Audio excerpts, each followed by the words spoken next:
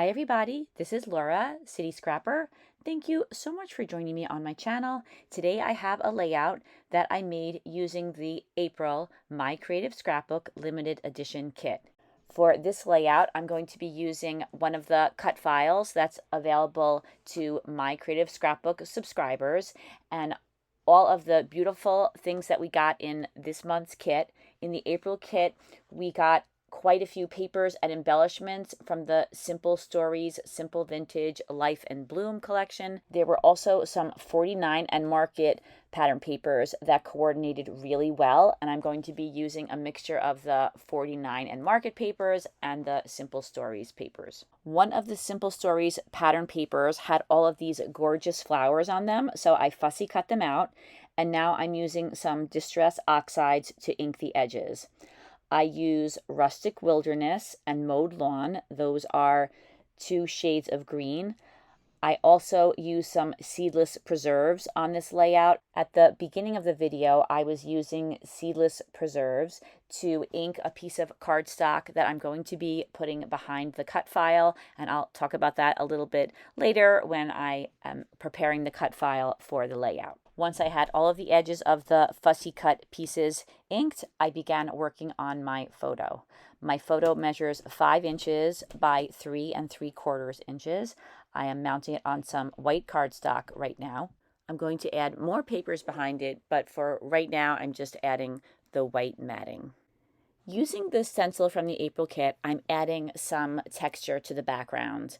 Because the background is rather light in most areas, this won't be super noticeable, but it will add a little bit of texture and some interest to the background. I've been using Liquitex modeling paste. I like the way Liquitex is a bright white rather than a dull color. Some of the modeling pastes I've used in the past have a gray cast to them, and I really prefer it to be on the whiter side. I used to mix white acrylic paint in with modeling paste to make the white a little brighter, but now I don't have to do that, so that's why I prefer to use Liquitex. I'm using a metal spatula, and although this works fine, I've heard such good things about the types of spatulas that have the flexible end to them that are more similar to the types of spatulas that are used in the kitchen. So I think that I might purchase one of those soon. I have one in one of my carts, and I hope that it's different. I want to give it a try.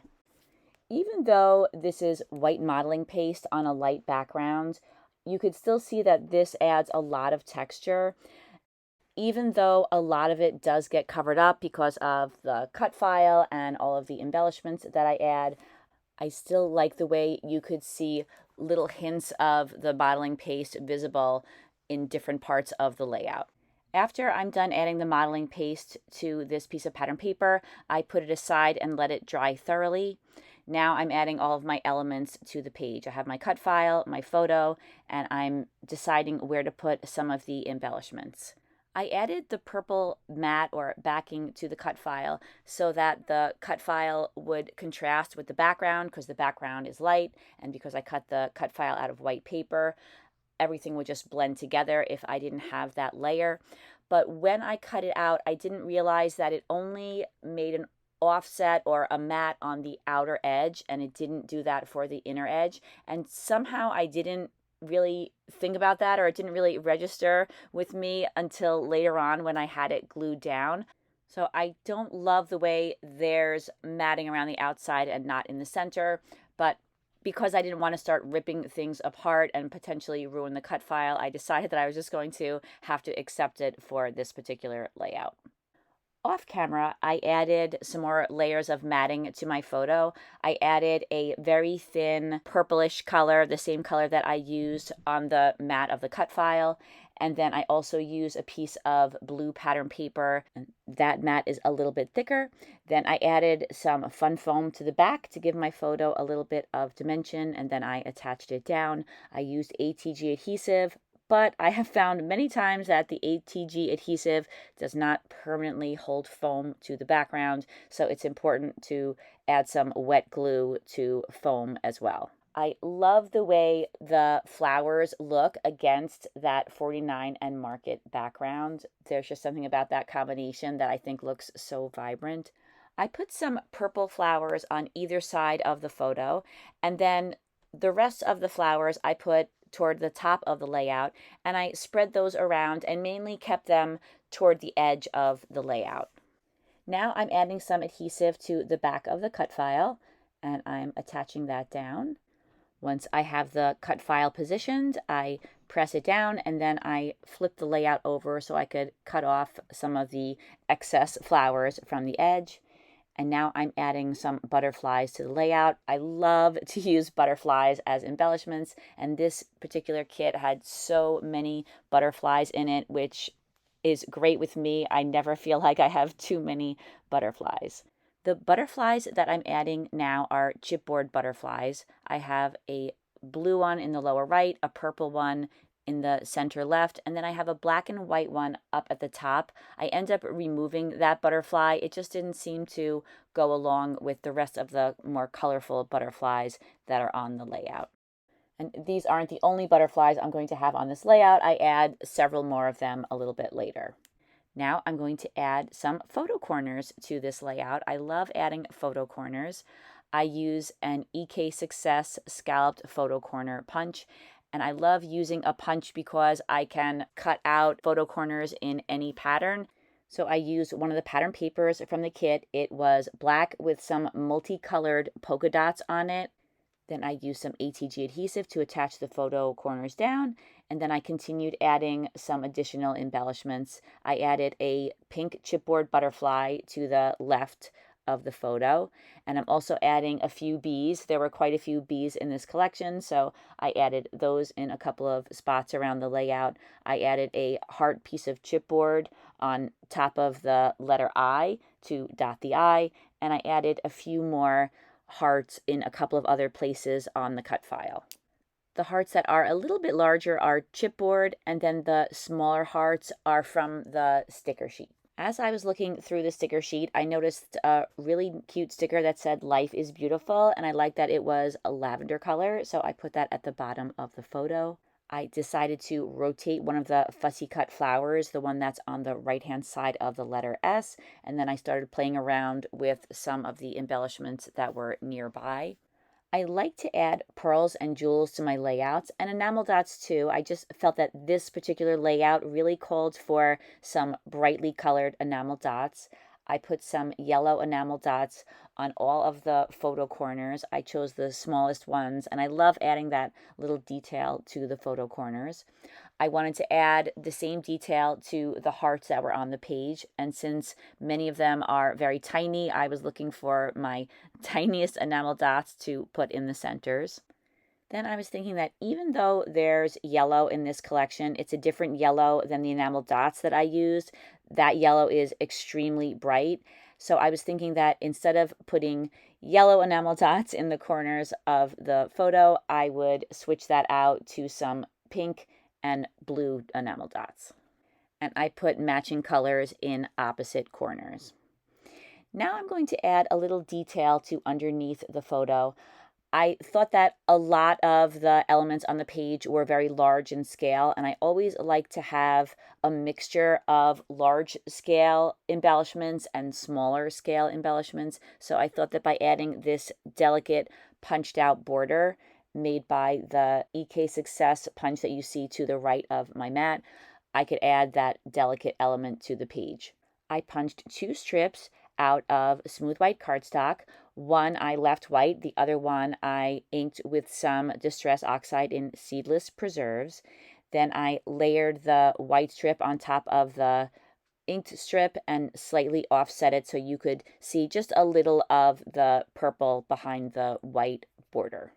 Then I used a piece of acetate and I covered up my photo, and now I'm adding some white splatters. I use watered down white acrylic paint to do this. I was mainly trying to get the splatters in the background and on some of the embellishments, not so much on the cut file, but it didn't matter to me if I got a little bit on the cut file.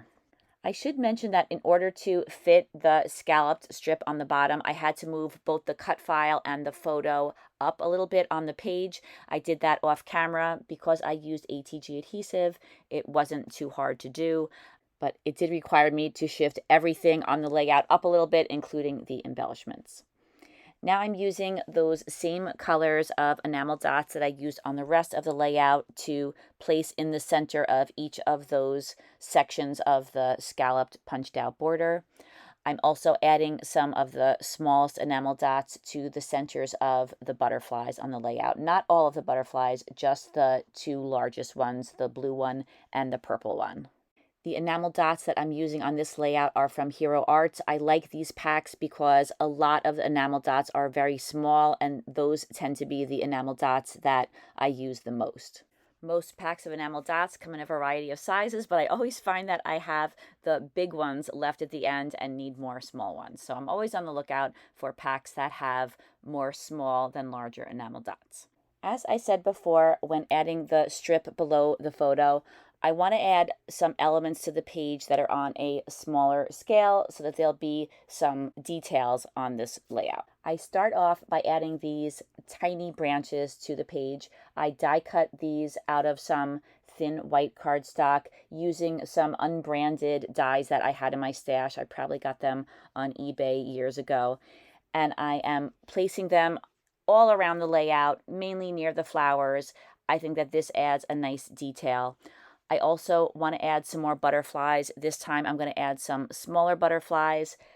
I think that all of these butterflies were fussy cut out from the pattern papers. I put some really tiny butterflies on either side of the sentiment that's underneath the photo. Then I spread the rest of them throughout the layout. Many of them I place on the cut file, but I also put some on either side of the photo. I don't end up using all of the butterflies that you see on my table, but I did cut out quite a few because I wanted to have a variety of butterflies in different sizes and different colors to try in different places on the layout. After I had all of the butterflies placed where I wanted them on the layout, I began to glue everything down. I like to use Aleene's gel glue for attaching down die cuts and other embellishments to my pages. For the branches, I just put a little bit of glue on the stem and then I tuck them back into place. That way they will lift up off the page slightly, and that provides just a really small amount of dimension for the page. And then for the butterflies, I use ATG adhesive. I was probably thinking I might want to move them around the page, and ATG is always the safest for that. That way I can always peel things up if I have to and put them in another spot. I have to plan ahead a little bit for the way that I know my brain works. As I'm attaching the butterflies down, I decided to switch two of them. I put a smaller one next to the photo and I moved the larger one on top of the cut file. Once I had all of the butterflies attached down, the layout was complete, and here are some close-ups. Thank you so much for watching this video, everybody. I really appreciate all of your views. I appreciate all of the likes, and I am so thankful for all of those lovely comments. I really appreciate each and every one of them. Thank you so much. In the description box, you'll find the link to the My Creative Scrapbook website. You could check out all of the current kits there. This is the limited edition kit, but there are 4 kits in total for you to choose from. I hope you have a fantastic day, and I hope to see you again soon. Take care, everybody. Bye-bye.